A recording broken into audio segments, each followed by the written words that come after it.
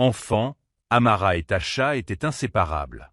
Elles partageaient leur panier repas à l'école, se tressaient les cheveux et rêvaient d'avenir sous le manguier derrière la maison d'Amara. Mais en grandissant, leurs chemins ont commencé à se séparer. Amara avait toujours les pieds sur terre. Elle aidait sa mère dans les tâches ménagères, vendait des petits encas après l'école et rêvait de créer sa propre entreprise. Tasha, quant à elle, était fascinée par les paillettes, le glamour et l'idée de vivre dans le luxe sans lever le petit doigt. Elle disait toujours « Pourquoi travailler dur quand quelqu'un d'autre peut payer votre confort ?» À 20 ans, Amara avait lancé sa petite entreprise de maïs.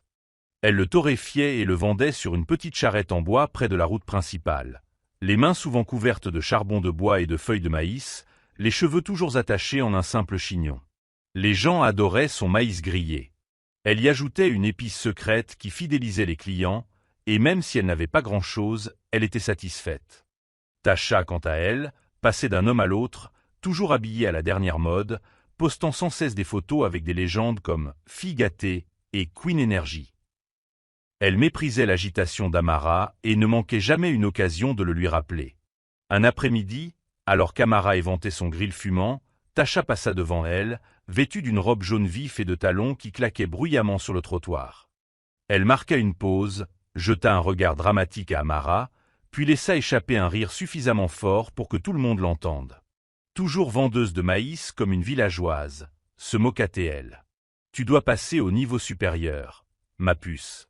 Aucun homme ne te regardera comme ça. Amara ne dit rien, se contenta de sourire et continua à retourner son maïs. Mais son cœur lui faisait mal.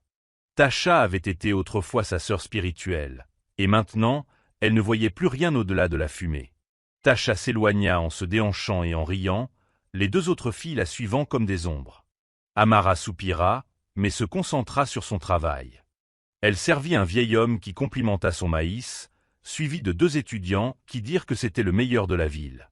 Ces instants, aussi insignifiants fussent-ils, lui rappelèrent pourquoi elle persévérait. Pendant ce temps, les paroles de Tasha lui collaient à la peau comme l'odeur des cosses brûlées. Ce soir-là, tandis qu'elle comptait ses maigres gains et rangeait son chariot, elle ne pouvait s'empêcher de revivre l'humiliation. Mais la vie avait son rythme, et Amara refusait de laisser l'amertume s'installer. Le lendemain matin, elle ajouta une nouvelle touche à son menu, de la noix de coco grillée. Les gens ont adoré. Les ventes ont repris. Elle a commencé à se lever plus tôt pour réserver les meilleures places et à gagner assez pour s'acheter un petit parasol pour se protéger du soleil. Elle construisait lentement son rêve. Même si elle n'avait ni chaussures de luxe, ni photo Tapax en grave-l'œil à publier en ligne, elle avait quelque chose de mieux, un but. Tasha, quant à elle, était en pleine spirale. L'homme qui finançait son train de vie fastueux l'avait soudainement fantomisé. L'appartement loué était en retard de paiement et ses amis étaient introuvables. Elle s'habillait toujours bien, mais les fissures commençaient à apparaître. L'écran de son téléphone était brisé, ses perruques, autrefois neuves, semblaient usées et elle n'avait pas mangé de la journée. Ravalant sa fierté, elle passa devant le magasin d'Amara et découvrit une longue file de clients attendant patiemment du maïs et de la noix de coco. Elle fronça les sourcils. Comment les gens peuvent-ils faire la queue pour une telle absurdité? Se dit Tasha en regardant la foule autour du chariot d'Amara. Mais la jalousie ne suffisait pas à nourrir son estomac. Son orgueil, cependant, l'empêchait d'approcher Amara. Au lieu de cela, elle se détourna vivement, faisant semblant de ne pas remarquer le vieil ami dont elle s'était moquée. Pendant ce temps, Amara l'aperçut de loin, reconnut le malaise sur son visage et détourna doucement le regard. Inutile de jubiler. Les jours suivants ont plongé Tasha dans un désespoir croissant. Elle avait vendu quelques-unes de ses chaussures et sacs de créateurs pour survivre, mais l'argent commençait à manquer. Elle a essayé d'envoyer des messages à certains hommes de son passé, mais la plupart l'ont ignoré, et l'un d'eux l'a même bloqué. C'était humiliant. Lorsqu'elle a finalement perdu son appartement, elle a fini par dormir sur le canapé d'une amie, mais même cela comportait des conditions qu'elle refusait de respecter. Un matin pluvieux, trempée et fatiguée, elle est repassée devant le stand d'Amara. Cette fois, Amara se trouvait sous un auvent flambant neuf, à son nom, Amaes Roasted Delight. Une petite enceinte diffusait une musique douce, des clients étaient assis sur des chaises en plastique et une jeune fille l'aidait à servir. Ce n'était pas un château, mais un empire en devenir. Les yeux de Tasha s'emplirent de larmes. Cette fille dont elle s'était moquée, qui se salit les mains avec la fumée et la sueur, s'épanouissait désormais. Amara remarqua Tasha debout de l'autre côté de la rue, tremblante et essayant de se cacher sous un parapluie qui fuyait. Un instant, elle envisagea de l'appeler, mais elle hésita. Le souvenir de paroles cruelles et de moqueries persistait, mais le cœur d'Amara, doux et indulgent, ne la laissait pas ignorer quelqu'un qui souffrait. Elle lui fit signe de venir doucement, sans un mot. Tasha regarda autour d'elle pour s'assurer que personne ne la voyait, puis traversa lentement la rue. « Tiens » dit simplement Amara en lui tendant un épi de maïs chaud et un petit verre de lait de coco.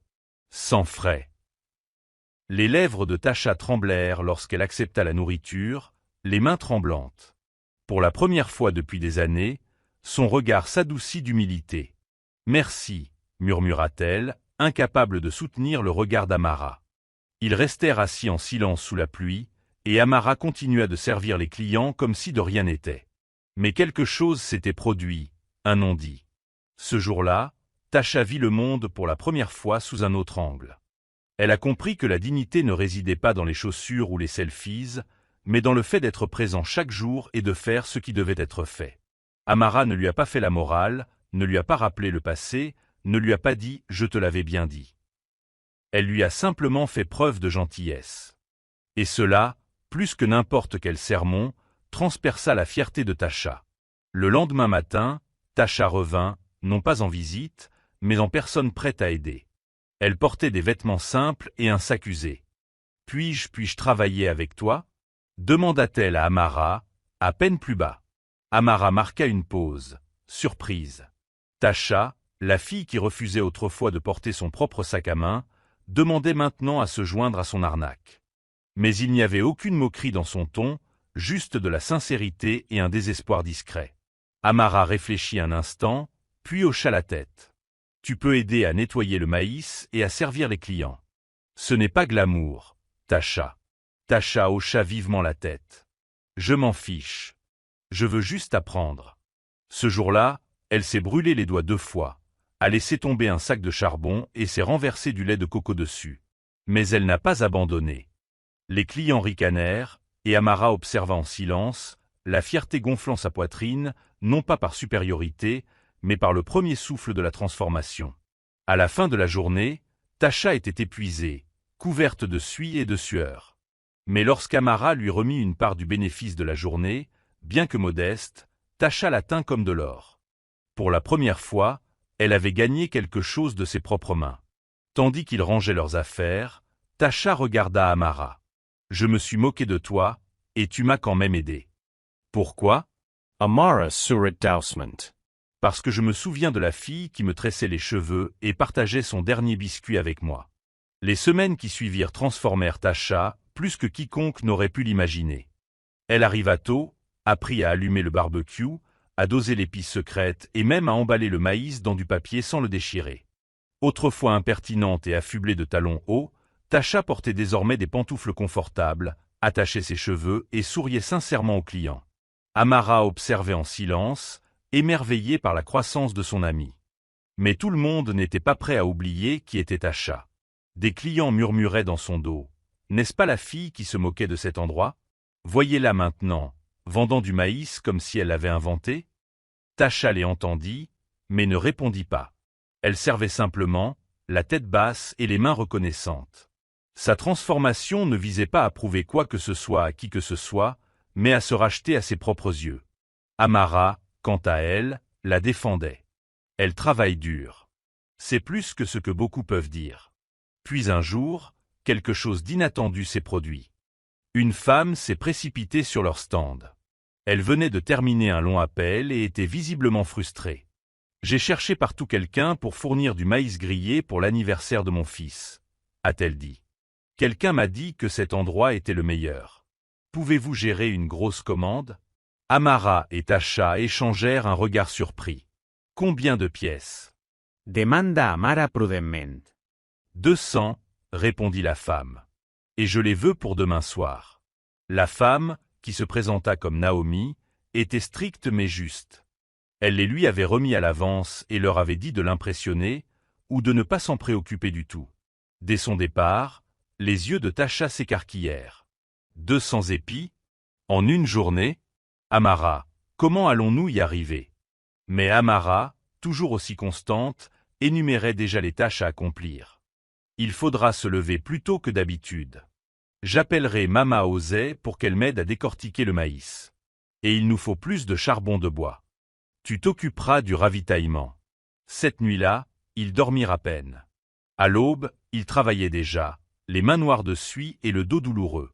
Tasha travaillait plus dur que jamais, se coupant même le doigt en épluchant du maïs, mais refusant de s'arrêter. Le soir venu, elles chargèrent la commande dans la voiture de Naomi, le visage rayonnant de sueur et de fierté. Naomi goûta un épi avant de partir et haussa un sourcil. « C'est parfait, » dit-elle. « Je te rappellerai. » Fidèle à sa promesse, Naomi rappela la semaine suivante, cette fois pour une commande plus importante, pour un événement scolaire. La nouvelle s'est répandue comme une traînée de poudre. Soudain, les gens ne venaient plus seulement pour le maïs de rue, mais aussi pour des événements. Les deux amis, autrefois divisés par leur fierté et leur mode de vie, construisaient désormais ensemble quelque chose de magnifique. Mais le succès met à rude épreuve même les liens les plus solides. À mesure que les commandes augmentaient, les responsabilités s'accroissaient. Ils embauchèrent 2 aides supplémentaires, investirent dans une 2e charrette et commencèrent à acheter du maïs en gros. Amara était prudente et disciplinée, toujours à l'affût d'économie et toujours prévoyante. Tasha, bien que travailleuse, recommençait à apprécier le goût de l'argent. Elle s'achetait de nouveaux vêtements et publiait de nouveau des photos sur les réseaux sociaux, mais cette fois en affichant son dynamisme. Un jour, elle arriva en retard, avec de longs cils et une ceinture voyante. « Désolée, ma puce, » dit-elle nonchalamment. « J'avais rendez-vous ce matin. » Tu sais, un investisseur potentiel. Amara n'aimait pas ça. « Investisseur? Pourquoi ?» demanda-t-elle. « Pour nous, bien sûr, » dit Tasha en souriant. « Il dit qu'on peut s'agrandir, prendre un food truck, peut-être même un petit local près du centre commercial. Il veut juste une part. » L'estomac d'Amara se noua. « Tasha, on n'a pas besoin qu'un homme nous donne de l'argent en échange d'une part de ce qu'on a construit nous-mêmes. On grandit bien toute seule. » Mais Tasha leva les yeux au ciel. « Amara, tu es trop lente. Il faut voir grand. » Un léger fossé s'est creusé entre eux ce jour-là. Aucun d'eux ne l'a exprimé à voix haute, mais quelque chose était en train de changer. Amara voulait grandir, avec dignité. Tasha voulait aller vite, avec des raccourcis. Elle a commencé à passer moins de temps au stand. Elle a recommencé à fréquenter les fêtes, cette fois avec une fierté différente, affirmant qu'elle était une femme d'affaires. Son nouvel homme, Marcus, était charmant et riche, et elle était convaincue qu'il les aiderait à faire passer leur activité de maïs au niveau supérieur. Il leur proposa même de créer un logo et de les aider à installer un élégant kiosque dans un centre commercial. Lorsqu'elle présenta l'idée à Amara, son ami fronça les sourcils. « Et il veut juste 30% de nos bénéfices? Pourquoi faire? Il a épluché du maïs avec nous? Il s'est brûlé les doigts? » Tasha souffla. « Amara, arrête de dramatiser. » Il nous aide à atteindre un nouveau niveau. Tu crois qu'on va continuer à vendre dans la rue? Amara se détourna, la gorge serrée. Elle se souvint du ton que Tasha avait utilisé quand elle s'était moquée dès le premier jour. C'était de retour. La distance entre eux s'est creusée. Ils continuaient à travailler ensemble, mais les rires se faisaient rares. Amara regrettait l'ancienne Tasha, celle qui pleurait sur son premier épi brûlé, celle qui dansait sous la pluie en vendant des snacks tard le soir. Maintenant, Tasha poursuivait autre chose. Quelque chose de plus brillant. Quelque chose de dangereux. Puis vint l'affaire. Marcus proposa un contrat, élégant et truffé de jargon juridique que ni Amara ni Tasha ne comprenaient vraiment. « Signez-le, tout simplement », insista Tasha. « C'est du travail standard. On gagnera plus d'argent, et il s'occupera des promotions, du packaging et même des uniformes. » Mais Amara a refusé. « Je veux lire chaque ligne. Je veux un avocat. » Tasha ricana. Toujours aussi méfiant. C'est pour ça qu'on est lent. Amara a emporté les journaux et a passé la nuit à les lire ligne par ligne. Sur la 3e page, enfouie dans les petits caractères, Elle trouva une clause qui conférerait la pleine propriété de la marque à Marcus après 1 an, quelle que soit sa contribution. Son cœur se serra. Le lendemain, elle confronta Tasha. Il essaie de tout prendre. Lis cette phrase. Mais Tasha était sur la défensive. Tu es juste jaloux. Tu ne veux pas que je réussisse. Amara ne dit rien de plus. Ce soir-là, elle avait emballé son barbecue, ses épices et ses recettes. Elle était partie discrètement et avait ouvert son propre stand à 2 rues de là. Cela lui avait brisé le cœur, mais elle ne pouvait pas voir leur rêve leur être volé. Tasha ne réalisa ce qu'elle avait perdu que lorsque Marcus, des semaines plus tard, cessa de répondre à ses appels et ouvrit une chaîne de kiosques à maïs sans son nom. Tasha se tenait devant le kiosque à maïs rutilant que Marcus avait ouvert, le cœur brisé. Le logo était presque identique à celui qu'ils avaient dessiné ensemble sur une serviette en papier. Seulement voilà, son nom n'était plus en vue. Ses appels à Marcus restaient sans réponse. Lorsqu'elle se présenta enfin à son bureau, la secrétaire fit semblant d'être absente. Elle resta assise dehors pendant des heures, jusqu'à ce qu'on lui demande de partir. Elle avait été trompée. Son orgueil et sa soif de succès rapide l'avaient aveuglée. Elle parcourut le long chemin du retour, passant devant le nouveau stand d'Amara, plus fréquenté que jamais. Amara ne leva même pas les yeux au passage de Tasha. La douleur était plus vive que la trahison de Marcus. Elle n'avait pas seulement perdu une entreprise, elle avait perdu son plus vieil ami. Tasha passa les jours suivants enfermée dans son minuscule appartement. Les lumières étaient éteintes et le silence était assourdissant. Elle repassa chaque décision, chaque argument, chaque avertissement ignoré d'Amara. Le pire n'était pas la chute, mais la prise de conscience qu'elle s'était trompée de montagne. Pendant ce temps, le commerce d'Amara prospérait. Son intégrité discrète et son engagement envers la qualité lui ont valu une clientèle fidèle et une solide réputation. Les enfants amenaient leurs amis, les parents leurs collègues. Le doux parfum de son maïs évoquait désormais un souvenir de patience, de croissance et de force.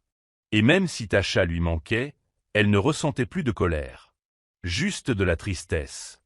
Un soir, une vieille femme s'approcha du stand d'Amara. Elle avait l'air épuisée et fatiguée. « S'il vous plaît, dit-elle, je n'en ai pas assez aujourd'hui. Puis-je encore en acheter un pour ma fille ?» Amara n'hésita pas. Elle en prit 2 et fit signe à la femme de laisser l'argent de côté. Quand elle partit, elle se retourna. « Ma fille m'a parlé de vous. Elle a dit que tu travaillais avec une fille nommée Tasha. » Les mains d'Amara se figèrent. « Tasha » demanda-t-elle. La femme hocha la tête. « Oui. Cette fille m'a aidé quand je me suis évanoui sur la route une fois. Elle m'a donné son châle et a payé mes médicaments. Je ne savais pas qu'elle traversait elle aussi une crise. » Amara baissa les yeux. Les fragments de Tasha qui lui manquaient étaient toujours là, enfouis sous des erreurs, peut-être, mais toujours là. Plus tard dans la soirée, Amara se retrouva à marcher vers l'appartement de Tasha. Les lumières étaient éteintes, mais un léger sanglot lui parvint aux oreilles. Elle frappa doucement. « Tasha, c'est moi. » Silence. Puis, lentement, la porte s'ouvrit. Tasha se tenait là, plus maigre que dans les souvenirs d'Amara, les yeux gonflés de larmes. Ni l'une ni l'autre ne parlèrent pendant un long moment. Finalement, Tasha murmura. « J'ai été stupide, Amara. J'ai tout perdu, et je le méritais. » Amara tendit la main et la serra fort dans ses bras. « Tu n'as pas tout perdu, murmura-t-elle. Je suis toujours là. » Tasha s'effondra dans ses bras, et dans cette étreinte, les murs entre elles s'effondrèrent. Ils parlèrent toute la nuit de rêves, de regrets et de la suite. Amara ne lui promit pas de lui rendre son box, mais elle lui promit son amitié. Et Tasha, pour la première fois depuis longtemps, sentit une lueur d'espoir s'allumer à nouveau. Tasha ne retourna pas immédiatement à son étal de maïs. Elle choisit de commencer modestement, vendant de l'eau et des fruits près d'un carrefour très fréquenté, juste pour gagner son chemin. Amara la soutint discrètement, lui envoyant parfois des clients ou lui déposant des provisions. Tasha, désormais humble, accepta tout avec gratitude. C'est à cet étal de fruits qu'un homme nommé Elia la remarqua. C'était un mécanicien calme et à la voix douce qui passait souvent avec son panier repas et ses bottes poussiéreuses. Contrairement à d'autres, il ne la jugeait pas. Un jour, il lui offrit une mangue à la place. Je t'échange contre un sourire, plaisanta Théil. Tasha rit, d'un vrai rire, ce qu'elle n'avait pas fait depuis des semaines. Elia commença à venir plus souvent. Ils parlèrent de petites choses, de leurs plats préférés, de leurs rêves, de leurs regrets. Il ne lui a pas posé de questions sur son passé, et elle n'en a pas trop parlé. C'était doux. Tranquil. Pour une fois, un homme ne la désirait pas pour son corps ou ce qu'elle pouvait devenir, mais pour ce qu'elle était déjà.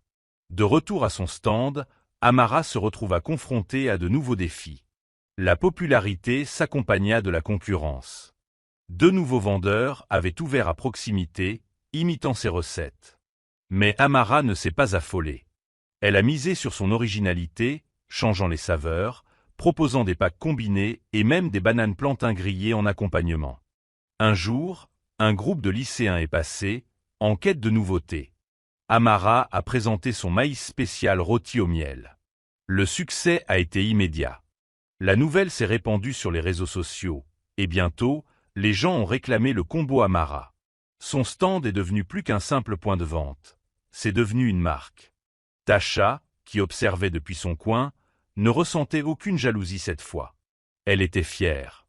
Elle l'a fait, murmura-t-elle un jour à Elia. Elle transforma le maïs grillé en or. Elia saw it. Et toi, tu fais ton truc. N'oublie pas ça. Tasha hocha la tête, cette fois avec assurance. Un concours culinaire était annoncé dans la région, un événement annuel permettant aux vendeurs locaux de présenter leurs recettes uniques. La gagnante recevrait un nouvel équipement et un emplacement permanent sur la place principale du marché. Les clients d'Amara l'ont encouragée à se joindre à eux. Tasha l'a également encouragée. « Tu l'as bien mérité », dit-elle. Amara hésita d'abord, craignant la pression. Mais elle finit par s'inscrire.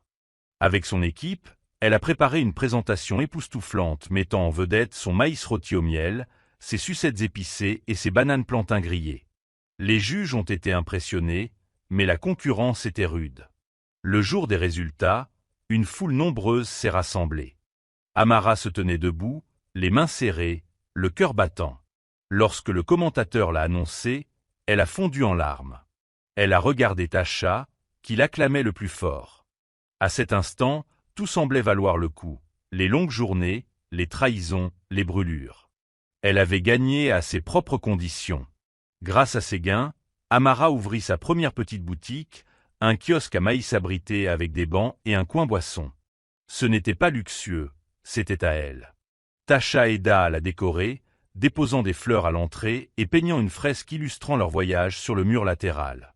La boutique attirait toutes sortes de personnes, étudiants, ouvriers et même touristes.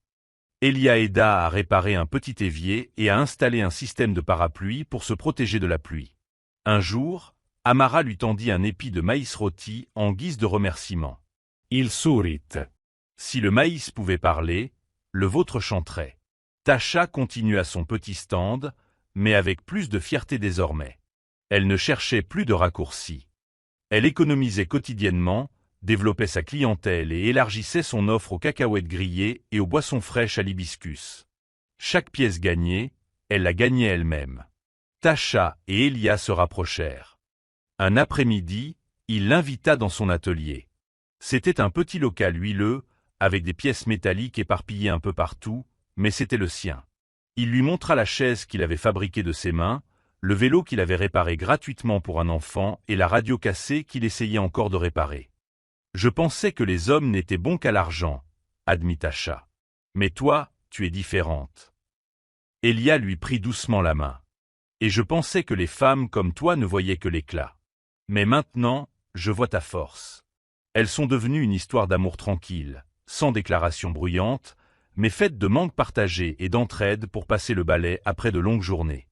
Tasha n'avait plus besoin de paillettes pour se sentir précieuse. Elle avait trouvé quelque chose de plus profond. Les mois passèrent. L'entreprise d'Amara continuait de prospérer. Elle employait désormais 4 jeunes femmes, toutes formées personnellement par ses soins. Tasha, elle aussi, faisait appel à sa cousine pour l'aider pendant les heures de pointe. Ensemble, elles ne luttaient plus, elles prenaient les rênes. Un matin, Tasha reçut une invitation à s'adresser à des jeunes filles dans un centre de jeunesse local. Ils veulent que je parle de l'échec, dit-elle en riant nerveusement. Moi? Après toutes ces erreurs? Amara rayonnait. Oui, toi. Parce que tu t'es relevé après être tombé. Tasha parlait les mains tremblantes, mais sa voix était pleine de vérité. Elle leur raconta son passé, sa fierté, sa chute et la beauté de trouver un sens à sa vie là où on ne l'attendait pas. Lorsqu'elle eut terminé, la salle éclata d'applaudissements. Et pour une fois, Tasha n'avait pas l'impression d'avoir quelque chose à prouver. Elle se sentait juste suffisante. Un soir pluvieux, une fille en robe pailletée s'approcha du stand d'Amara, trempée et tremblante. Elle avait l'air familière, mais plus mince, le maquillage démaquillé et des talons à la main. « J'ai entendu parler de toi », murmura-t-elle. Es tu Amara. Amara hocha lentement la tête. « Je suis une vieille amie de Tasha », dit la fille. « Elle m'a aidé autrefois, quand je trouvais que vendre du maïs était indigne des gens. Mais elle ne m'a pas jugé. Pas une seule fois. Amara lui avait préparé de la nourriture sans lui demander. Ce soir-là, Tasha avait pleuré en apprenant l'histoire. Elle n'arrivait pas à croire le chemin parcouru depuis le moment où elle était moquée jusqu'à celui où tout le monde l'admirait. Ce soir-là, Elia surprit Tasha avec un petit gâteau. « Je sais que ce n'est pas ton anniversaire, mais c'est l'anniversaire du jour où je t'ai vu sourire sans faire semblant. » Tasha rit d'un rire joyeux et ample. « Tu t'en souviens ?» Elia hocha la tête. « Comment pourrais-je oublier le jour où ton cœur s'est ouvert ?» La boutique d'Amara était devenue un monument, et sa photo était désormais accrochée sur la place du village, symbole de l'excellence de la jeunesse. Malgré tout cela, elle gardait les pieds sur terre. Elle continuait à griller son maïs lui-même certains jours, connaissait toujours ses clients habituels par leur nom, nettoyait elle-même ses tables. Un matin, un homme en costume élégant passa chez elle. « J'avais l'habitude de rire des gens comme vous », a-t-il avoué. Je pensais que l'argent se trouvait dans les bureaux en verre. Mais j'ai tout perdu pendant la dernière récession. Maintenant, j'essaie de tout recommencer. Puis-je te demander comment tu as fait ? Amara ne s'est pas moquée ni vantée. Elle lui a tendu un épi frais et lui a dit « Commence avec ce que tu sais, puis grandis ». Entre-temps, Tasha a lancé son propre projet. Apprendre à des jeunes femmes à créer des micro-entreprises avec moins que ce que la plupart des gens dépensent pour un repas. Elle leur a montré comment être fiers de leur travail. Ce qui compte, c'est ce que l'on vend, leur a-t-elle expliqué, c'est l'investissement personnel. Les mois passèrent, et le stand de fruits grillés et de maïs de Tasha devint un rendez-vous matinal pour de nombreux voyageurs. Elle distribua des cartes de fidélité et proposa même des saveurs spéciales pour le week-end. Mais plus que son menu, c'était son énergie qui attirait les clients, chaleureuse, patiente et authentique. Un après-midi, Amara lui fit la surprise de lui offrir des tabliers assortis. Au dos, on pouvait lire « Des amis au feu ». Ils riaient en les portant, travaillant côte à côte pour la première fois depuis longtemps. Ils ne parlaient plus du passé. Ils n'en avaient plus besoin. Leur lien s'était reforgé dans le feu, plus fort que jamais. Plus tard dans la soirée, Amara regarda leurs photos d'enfance, deux petites filles riant sous un manguier. Elle en envoya une à Tasha avec le message suivant « Nous n'avons pas seulement grandi. Nous avons gagné en sagesse. » Tasha a répondu avec un emoji cœur et un message vocal chuchotant « Merci de ne pas m'avoir abandonné. » La ville a annoncé un prix spécial pour les jeunes femmes qui ont inspiré la croissance de la communauté. Amara et Tasha ont toutes deux été nominées. Le jour de l'événement, ils sont entrés ensemble, la tête haute, non pas maquillés ni vêtus de robes de créateurs, mais vêtus de leur tablier de travail, fièrement tachés par leur travail. À l'appel de leur nom, les applaudissements ont été nourris. Amara a prononcé un bref discours sur la patience et l'estime de soi. Tasha a ensuite évoqué les secondes chances. Aucune d'elles n'a mentionné les hommes, l'argent ou la vengeance. Elles ont simplement parlé de la beauté de la croissance, de la moquerie au sens profond. Après l'événement, une jeune fille s'est approchée d'eux et leur a dit « Avant, on se moquait de moi parce que je vendais des œufs devant l'école. Mais maintenant, je vais juste sourire et penser à vous. » Amara s'est penchée et l'a serrée dans ses bras. « Laisse-les rire, ma chère. Un jour, ils feront la queue pour ce que tu vends. » Tasha et Elia avaient grandi ensemble, tranquillement et régulièrement. Un soir venteux, il l'amena au bord de la route où il lui avait offert une mangue pour la première fois. Dans sa poche se trouvait une minuscule bague, rien de clinquant, juste de l'argent tout simple. « Je sais que nous avons tous les deux eu notre lot de faux pas, » dit-il, « mais veux-tu m'accompagner sur cette route, épis de maïs compris ?» Tasha sourit à travers ses larmes et murmura, « Seulement si nous continuons à faire griller du maïs le dimanche. » Ils rirent tous les deux, scellant leur amour non pas dans des contes de fées, mais dans les flammes, les fruits et l'humilité. Au même moment, Amara commença à construire une deuxième succursale de sa boutique. Elle embaucha des femmes qui avaient autrefois été moquées, tout comme elle. Sa vision était claire, transformant la honte en éclat. Elle ne se souciait pas des richesses, mais de l'héritage. Celui qui vient avec des mains brûlées et un cœur plein. Par un jour de marché ensoleillé, les gens se sont rassemblés pour l'inauguration officielle de la nouvelle boutique de maïs. Les enfants dansaient, la musique jouait et l'odeur du maïs grillé emplissait l'air. Amara se tenait aux côtés de Tasha, toutes deux vêtues de couleurs vives, fières et imperturbables. Un groupe de filles s'est approché d'elle, tenant des petits carnets et des tabliers. « Nous avons monté notre propre stand », a dit l'une d'elles timidement. « Nous l'appelons Feu doré, car vous nous avez appris que les flammes ne détruisent pas les rêves, elles les façonnent. » Le cœur d'Amara se gonfla. Tasha rayonnait. Alors que le soleil déclinait, ils observaient la foule grandissante. Plus personne ne se moquait d'eux. Plus personne ne les raillait. La jeune fille qui riait autrefois du maïs grillé et celle qui le grillait avec fierté étaient désormais des piliers de leur communauté. Et tandis qu'ils riaient doucement, Tasha murmura, « Tu sais, je croyais que le maïs était pour les pauvres. » Amara sourit. Finalement, ce n'était que le début de la richesse.